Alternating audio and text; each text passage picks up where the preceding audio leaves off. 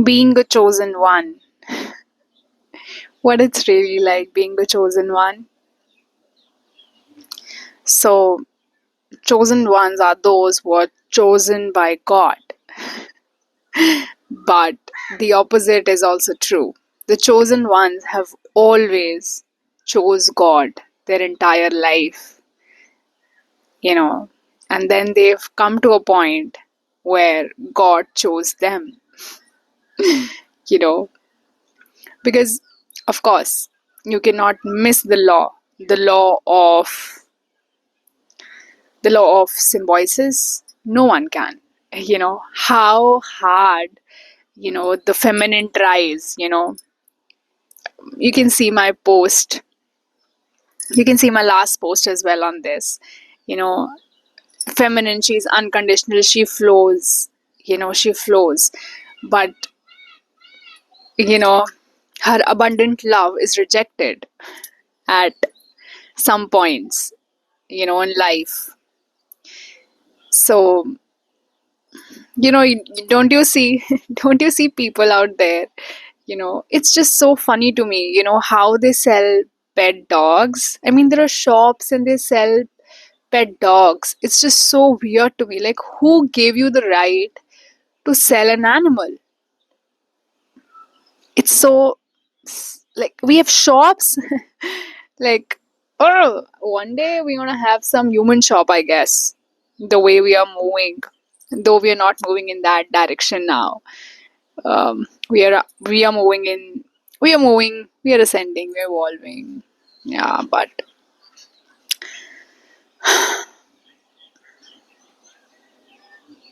yeah, Mother Nature, she flows abundantly. But then certain people, they think of profit and they try to hold on to her. Oh, she's, they see, oh, she's flowing abundantly, oh, she's flowing abundantly, let me do one thing, let me package this water in a plastic bottle and then let me sell it to people. And then I'll have some money.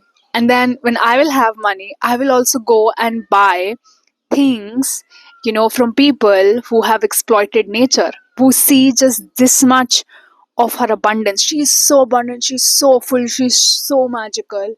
But people will just see this much and try to profit out of her. So, yeah, and then she flows abundantly. But then there comes a point where, but then there comes a point when, she cannot flow abundantly because that's not the law. Under the mysterious laws of universe, she also has to bow down to universe, and universe cannot allow her, to flow abundantly in a situation like that, you know. So universe also, stops it, puts an end to it, and she is also, she also has to stop flowing abundantly, she moves her channel, and, that's the law. She cannot escape that law. She cannot flow abundantly in places where she isn't respected. She cannot do that. It's it's it's the violation of the universal law. She she flows abundantly, she has her eyes closed, she doesn't see it. She she is just herself, she's just her nature, but someday she has to open her eyes, because it cannot work like that.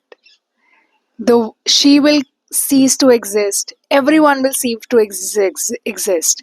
The way she's flowing, I mean, it's just not a danger upon her existence, it's a danger upon those who are exploiting her as well. So she has to turn her channel. She's unconditional love. In unconditional love only, she changes her channel. I don't know if it can just really make you try to understand what I'm trying to say, but I'm trying my best. I'm trying my best. So, chosen ones have also chosen God all their life. chosen ones have also chosen God all their life. And then came a point where God chose, oh, these people, they keep choosing me, let me choose them. God is funny. God is very funny. Yeah. So, yeah.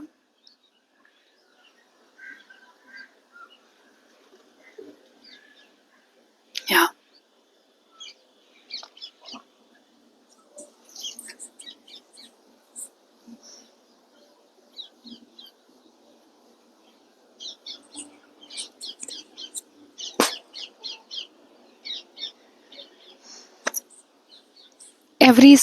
Every coin has its two sides, you know. So, being a chosen one, you have your two sides. One side is, oh, God chose the chosen ones. And the other side is, and the other side is that nobody will choose you because you choose God. Who will choose you? You're choosing God. That's the other side. The other side of it is nobody's going to choose you because you are choosing God. You are not choosing their products. You are not choosing their circus. You're not choosing what they expect you to be. You're not choosing, uh, you're choosing yourself. You're choosing your nature. You're choosing yourself. And that is, of course, choosing God. Choosing God doesn't mean you go to a temple, church, or whatever every day. Choosing God, it doesn't mean that you pray every day. It means that you're choosing yourself over every product, over wealth. You don't compromise on your soul. That's choosing God. And if you've done that for most part of your life, then there comes a point when you get locked into it. That's karma. You get locked into it. And now you can't help but choose truth. Now you cannot help but choose God. And when you do that, people are gonna hate you. People are gonna be triggered by you. So hard. So hard.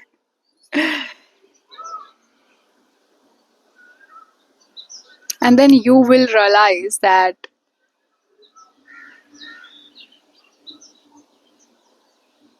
yeah, choosing God means choosing yourself. Choosing God means loving yourself.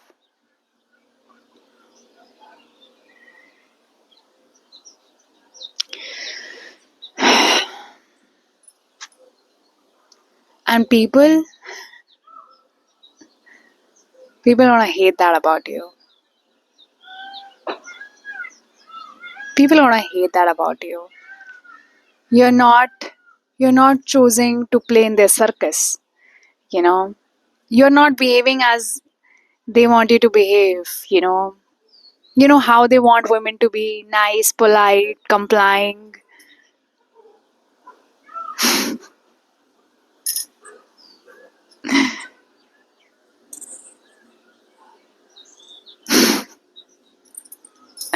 It's funny. It's funny to be a chosen one.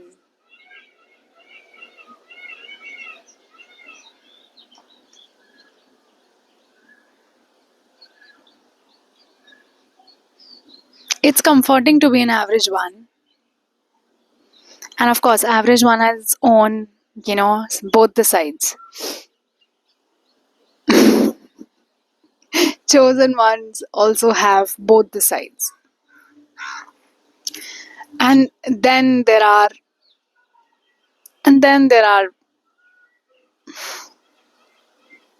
it's weird.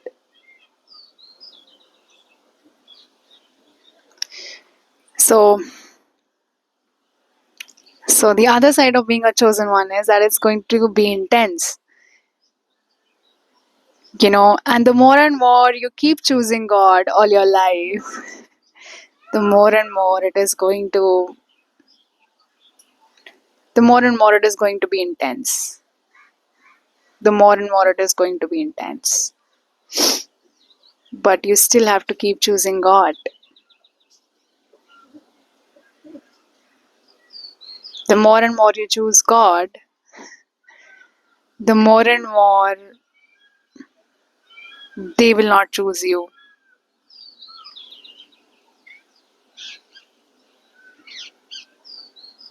Yeah, they will not pick up on you.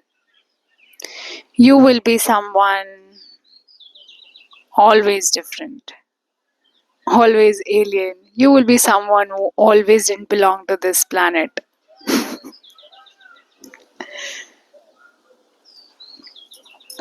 Back in those days when I was like young and, still a kid, going to school, that was school itself is a propaganda by those 1%, you know.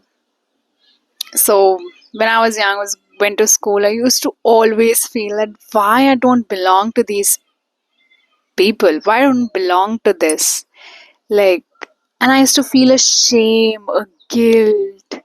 I felt like there's some problem with me that I cannot belong, that I cannot fit myself into it. And now, in this era of disclosures and disclosures and disclosures, be it in personal life, be it in, you know, be it at a macro level of political stuff, be it at macro level of, industries, they are how they are disclosing, how things are disclosing and everything. So in this era of disclosure, I feel thank God I never belonged to that place. Thank God I never belonged. Thank God I never felt like I belonged because I never could, you know. And thank God it didn't happen.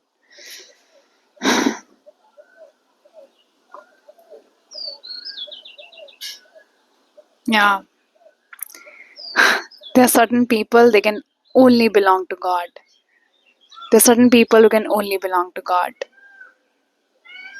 and they cannot help it but belong to God because that they might have chosen in many of their lifetimes, and now they're locked in. You know, at young age, I always used to see there must be, I must have done something wrong in my past lives.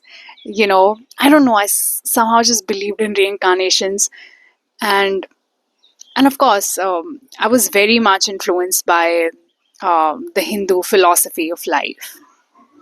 So yeah, I thought that there are certain, and I am, and now I've come to a point where I'm not influenced by Hindu philosophy or not influenced by Sanatan Dharma.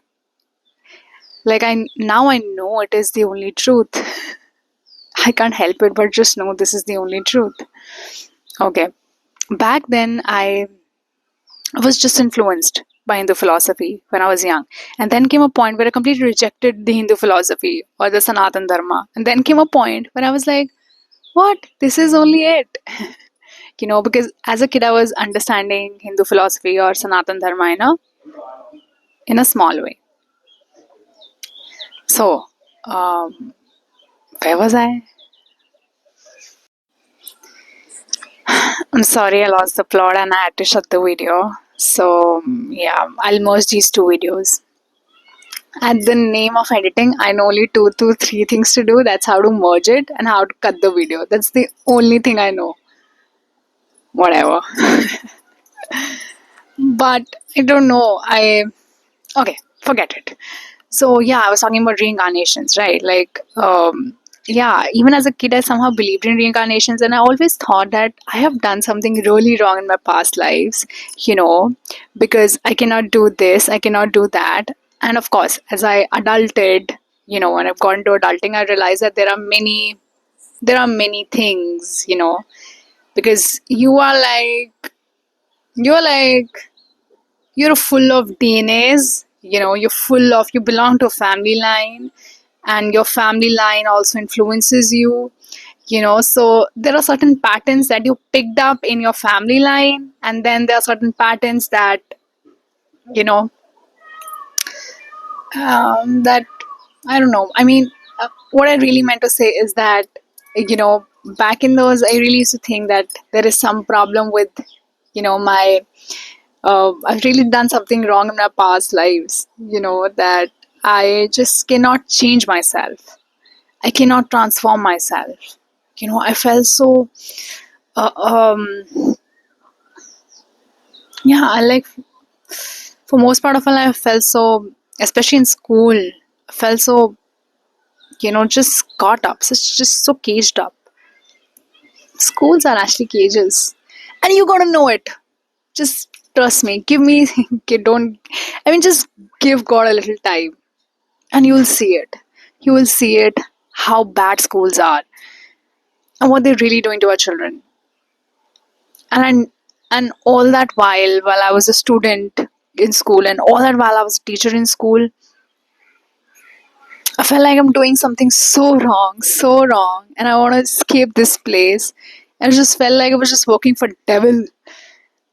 And you really, if you're working in schools, as a student, as a teacher, as a parent, as whatever, as an authority or something, you are really, you are really, devil is your employer. Trust me, devil is your employer. Not all schools, of course, the mainstreams. So, yeah, when it comes to, yeah, yeah. So I thought I really did something wrong in my past life because I'm so locked in certain ways and I cannot transform. But there are many things that play a role. Your DNA plays a role, why you cannot transform. Your, your family line plays a role. And then, of course, your past lives also play a role.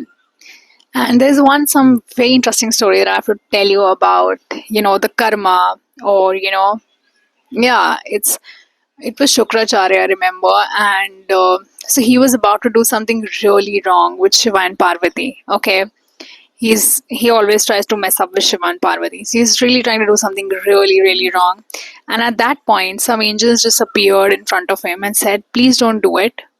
We are your good karmas. You know that you possessed in some of your past lifetimes. We are good karmas, so we've come to stop you." And he wouldn't. I mean, so your good karmas will always, in your past life that you did, your good karmas in your past life will always stop you from doing the bad ones or repeating the bad ones. It's like, if you accumulate the good karmas will keep accumulating on top of that. Your good karmas will stop you from doing bad karmas. It's something like this, you know. So, yeah, and then those angels said that now your good karma is over. You're also not listening to us. Your good karmas are over. Now we'll never come to, warn you or something like this. So, and then they go away. And Shukracharya is like, hell no, I am doing what I am doing. And he really got into that mode that I have to really mess up with Shiva and Parvati. So, yeah, it's like an accumulation. Your good karmas will always stop you from doing bad ones. And your bad karmas will, like, it will be easier to gravitate towards. If you've done bad karmas, in your past life, what is bad? First of all, if not choosing yourself is bad. Not loving yourself is bad. When you don't love yourself, you don't love God. Oh, finally the sun has come up. So they are really making clouds in here. So I'm belong here in North India, and they're really making clouds here. They're really doing it. Because why don't, okay, that's another video some other day. But what I really think is that they're really making clouds. And it's not a sunrise time. I mean, sunrise time was like 6, but just clogged it with clouds. Whatever. So yeah, I really thought that there is some problem with, I've done something wrong in my past lives, and I've somehow locked myself into it. But now in this era of disclosure, I feel so good about it. That I was locked in, that I never, that you know that I could just never help but choose God all my entire life. You know, I cannot just help but choose God my entire life because I somehow locked myself into it. And of course, there, you know, and I'm still on the path. And I just hope and pray that I still keep choosing God, because that's all I want to do. That's, yeah, that's all I want to do. And it's a long journey. It's a long journey, and yet not a long journey. It's small and long. It's both at the same time. And I cannot really logically explain that to you. But yeah. So once you choose, it's like an accumulation. Once you choose God, the next time will be easier to choose God. And next time it will be a lot more easier. And next time it will be a lot more easier. And then there will come a point when God is like, let's have some drama in her life or in his life. And let's intensify it. And now let's see if she chooses God. I mean, of course, he's not seeing it. He wants you to choose me. He wants you to choose God. So yeah, God will intensify it. It's not God intensifying it, but it's universe intensifying it and trying to see what you will choose. Yeah. So choose God. And choosing God means choosing yourself, loving yourself. Seriously loving yourself. People love everything else in the world except themselves. Except themselves. And how can I explain this? You don't love yourself. You choose insecurities. Oh my god. People, I see them being driven by the insecurities. They love their insecurities so much. If you really, really deeply look, if you really, really deeply look and perceive, people love their insecurities and they'll do everything. Okay, people love their insecurities so much that they will be driven by people, who people love their insecurities so much that they will be driven by people, who play with their insecurities. And then there will be people who try to give them abundant love, but they don't want it. They want to be played upon by the insecurities so that for some time they can feel fulfilled. For some time they can feel secure. You know, you know how people manipulate and make you feel secure in your insecurities? You know how do they do that? So, yeah, they will, for feeling a temporary security, you know, they will be driven by those manipulative people and they will reject the abundant love. They will reject somebody who is going to give them, just see them abundantly and purely. So, yeah, people do that. Thank you for watching my video.